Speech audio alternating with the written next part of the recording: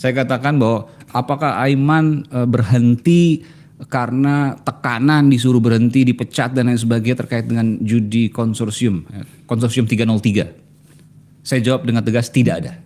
Tidak ada. Tidak ada. Karena saya tidak pernah dipecat, saya tidak pernah disuruh berhenti terkait dengan konsorsium 303. Tidak ada. Jadi ini jelas, tegas saya sampaikan. Gitu Bang. Gitu ya. Ya. Jadi tidak ada hubungan dengan itu. Saya tidak mengatakan tidak ada hubungan, tapi saya tidak diminta untuk berhenti karena konsorsium 303. Apakah kaitan ke konsorsium 303 berkontribusi terhadap kepindahan saya? Mungkin saja jawabannya. Susah mewawancarai orang yang biasa mewawancarai orang. Saya sudah jawab tegas tadi ya bahwa saya tidak pernah disuruh berhenti, saya tidak pernah dipecat, dan saya mengundurkan diri dengan sukarela. Ini bukan Aiman sumber saya yang akan berikutnya saya sampaikan. Waduh. Saya mendengarkan dari pihak lain. Bocor nih. Tampaknya bocor. Bahwa kamu terlalu banyak tahu Man. Ya. Dan kemudian membawa itu ke ruang redaksimu. Dan ditayangkan beberapa kali. Pada saat kasus itu meledak sangat keras. Seperti yang saya sampaikan tadi. Ini rapi loh, luar biasa. Ya, beginilah kami di sini dengan keterbatasan yang ada. Ya. Sebenarnya perjudian online itu yang melibatkan banyak nama-nama yang bahkan adalah penegak hukum itu seperti apa, Man? Saya akan mengejarmu soal itu. Ya, pertama saya mau sampaikan bahwa saya mendapatkan beberapa narasumber eksklusif soal ini. Yang pertama terkait dengan ex konsorsium yang saya wawancara.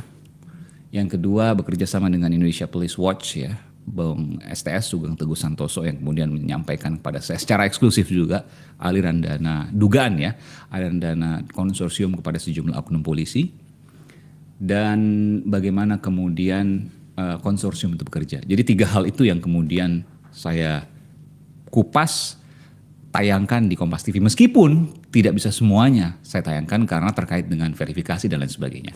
Verifikasi itu kan saya harus cek dulu dong, benar nggak ini. Yang kedua saya harus cek dulu soal apakah yang nama-nama disebut ini terkait atau tidak. Harus berimbang, nggak boleh kita hanya satu pihak.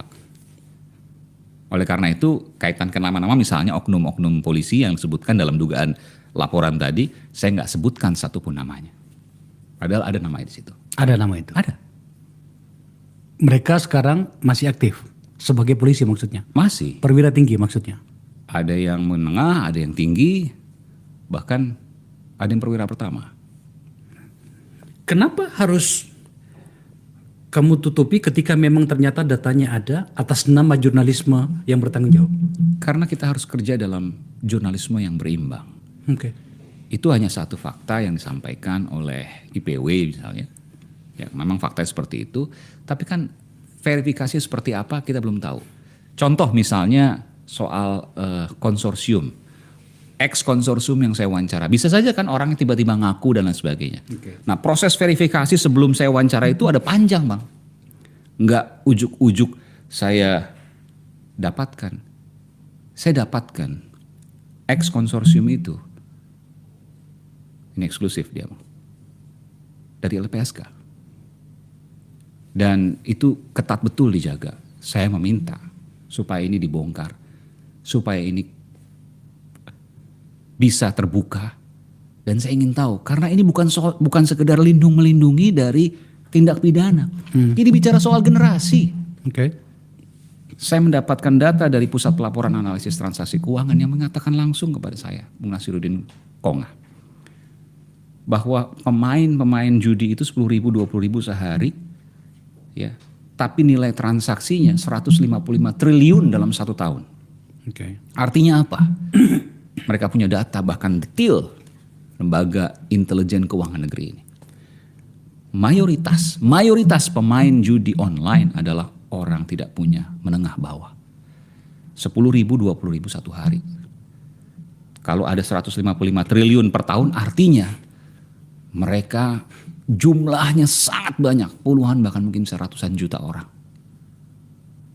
Artinya apa? Mereka menyisihkan 10-20 ribu yang seharusnya bisa untuk protein anak-anaknya, susu, telur dan lain sebagainya. Mereka pakai itu untuk judi online dan mungkin rokok dan lain sebagainya. Artinya apa? Kalau satu orang tua punya 2 atau 3 anak, 2 anak deh, kali 50 juta aja misalnya.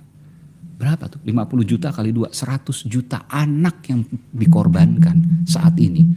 Karena judi online. Itu baru judi online, belum bicara narkoba.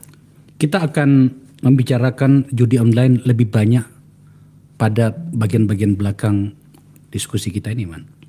Tapi ada satu yang sempat digugatkan orang kepadamu pada saat melaporkan itu, ketika kasus Jenderal Verdi Sambo baru saja meledak. Kamu melakukan laporan dari rumahnya Verdi Sambo. Iya, betul. Dan kemudian di ruang media sosial itu beredarlah foto-foto kumpulan uang-uang.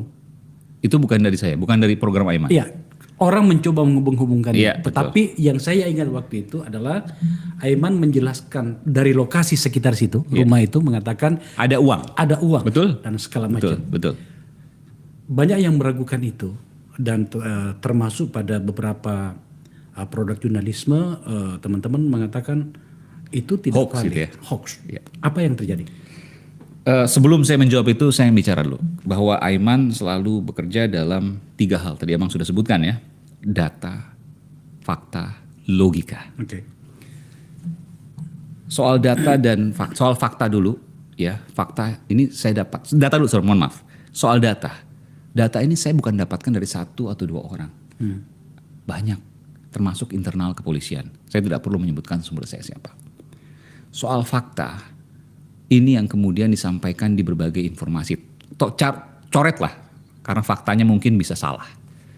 Soal logika. Sebelum saya bicara masuk soal substansinya. Soal logika. Apakah mungkin ketika ada upaya penyuapan oleh Verdi Sambo yang disebutkan ke LPSK misalnya, lalu ke Richard Eliezer, tidak ada 1 rupiah pun uang yang disita? Apa iya? Itu pertanyaan. Di dalam kasus Verdi Sambo tidak ada 1 rupiah pun yang disita. Nah, lalu di mana saya dapatkan itu? Saya dapatkan itu dari sumber saya yang tidak saya wawancara dan dari sumber saya yang saya wawancara. Siapa sumber saya yang saya wawancara? Ia adalah Albertus Wahyu Rudanto, salah satu komisioner Kompolnas. Ia menyatakan bahwa ada uang tersebut di dalam rumah Verdi Sambo di Jalan Bangka yang disebutkan disita oleh pihak kepolisian. Tapi jumlahnya bukan 900 miliar. Jumlahnya bukan ratusan miliar, belum tentu. Yang jelas ada uang di situ. Dan jumlahnya cukup besar. Ada di tayangan Aiman. Dan Komisioner Kompolnas mengatakan itu sebelum polisi mengatakan bahwa itu hoax. Jadi sebelum saya menyampaikan Albertus Wahyu Rudanto, Komisioner Kompolnas, saya ajak dulu tadi bahwa ada logika yang hilang di sini. Apakah penyuapan demi penyuapan yang dilakukan oleh Sambo tidak dilakukan penyitaan? Artinya 1 rupiah pun tidak ada yang disita. Tentu itu menjadi pertanyaan. Ya saya berharap, kita berharap semua ini bisa diusut secara terbuka. Karena bisa jadi ketika ada 1 atau beberapa petunjuk dari uang yang dibuka, maka akan mengarahkan kepada judi online.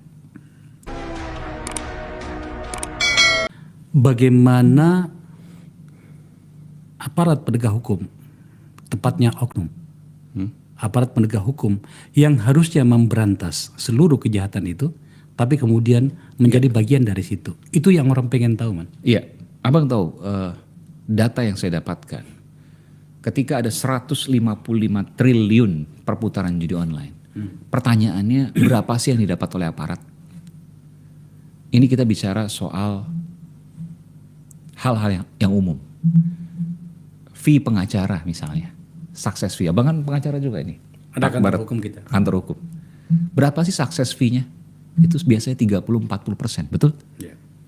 Kalau 155 triliun, artinya 30% aja kita ambil, 50 triliun per tahun.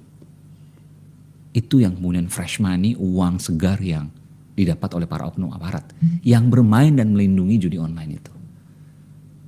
Dan itu nggak semua, karena banyak juga aparat-aparat yang bersih, yang masih punya nurani, yang sederhana dan lain sebagainya.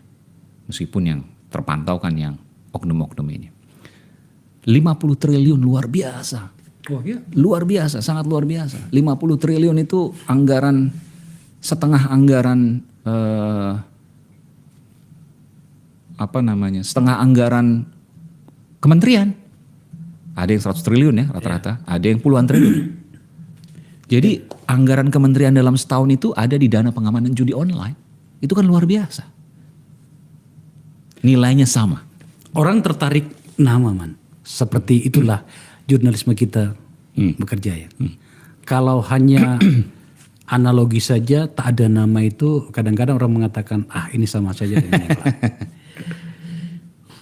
Dari hasil penyelidikan kalian, Aiman and team, berapa banyak nama yang bermain di situ? Selain yang sudah chart yang beredar di publik itu yang susah juga kita verifikasi kebenarannya. Soal nama ini perlu verifikasi. Oke. Bahwa ada nama-nama yang beredar dalam laporan keuangan, bahwa ada nama-nama yang beredar dalam diagram. Pengecekannya tidak bisa sebentar. Tapi ada salah satu cara tool saya untuk mengecek itu. Saya tanyakan kepada ex konsorsium.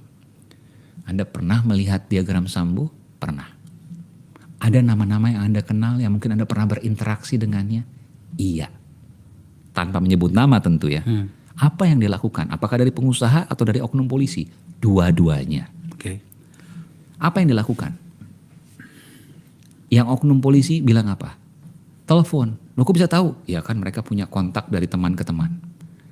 Mereka telepon saya. Dia bilang, apakah kamu sudah masuk dalam konsorsium? Belum Pak. Kamu masuk. Nanti ada orang saya yang akan hubungi kamu. Masuklah orang swasta tadi untuk kemudian menghubungi dia. Yang meminta sejumlah iuran. Ya, katakannya iuran. Dikatakan sebagai sebuah iuran. Bulan-bulan awal dia bayar. Selanjutnya dia nggak bayar. Apa yang terjadi? Ditangkap. Ditangkap. Ditahan. Apakah ditahan dengan orang yang tadi oknum polisi yang menelpon tadi? Tidak, dia bilang. Tapi dengan yang lain. Nah ini kan belum tentu ada kaitan antara oknum yang tadi dengan oknum yang menangkap kan. Oknum yang menyuruh untuk masuk konsorsium dengan oknum polisi yang menangkap. Ini belum tentu ada kaitan. Saya tidak mengatakan itu ada kaitan. Bisa saja misalnya oknum ini bilang, itu ada Taruna tuh, judi online, kasus. Ini datanya ini dia punya lengkap semua, tinggal ditangkap. Nanti serahkan ke kami. Karena beda kota. Satu di Jakarta, pada waktu itu dia ditangkap di Bandung. Dia mengaku seperti itu. Artinya apa di situ? Cepat sekali ketika kemudian iuran tidak dibayar, 2 bulan kalau tidak salah disebutkan, maka dia langsung ditangkap. Menunggak, langsung ditangkap. Terus keluar, saya tanya. Iya, caranya bayar. Jadi Anda ditangkap di Bandung, terus Anda dibawa ke Jakarta? Iya. Lokus delikti di Bandung? Lokus delikti di Bandung, tapi dibawa di Jakarta. Ditahan di Jakarta dan akhirnya keluar. Berapa banyak kasus seperti ini? Saya nggak tahu, tapi yang jelas yang saya wawancarakan dia. Apakah ada yang lain ya? Kalau saat ada satu tentu, kalau bicara 9.000 atau di atas 9.000 tadi belasan ribu ya pasti ada. Artinya iuran itu pasti ada, iuran itu ada, dan ketika tidak bayar ditangkap. Nah pertanyaan sekarang, apakah yang ditangkap ini adalah orang-orang yang memang menunggak dalam tanda kutip iuran konsorsium? Apakah konsorsium aslinya itu sudah diproses atau belum? Itu menjadi pertanyaan. Yang terakhir katanya Apin BK ya, tersangka judi kelas atas, sudah ditahan. Malaysia. Nah, apakah itu bagian dari konsorsium juga? Itu pertanyaan yang harus di cross check. Yang jelas ada banyak nama yang ada di diagram, apakah terlibat atau tidak itu pertanyaan juga. Tentu itu harus dibuktikan melalui proses penyelidikan, penyidikan melalui crime scene investigation atau scientific crime investigation atau penyelidikan secara ilmiah.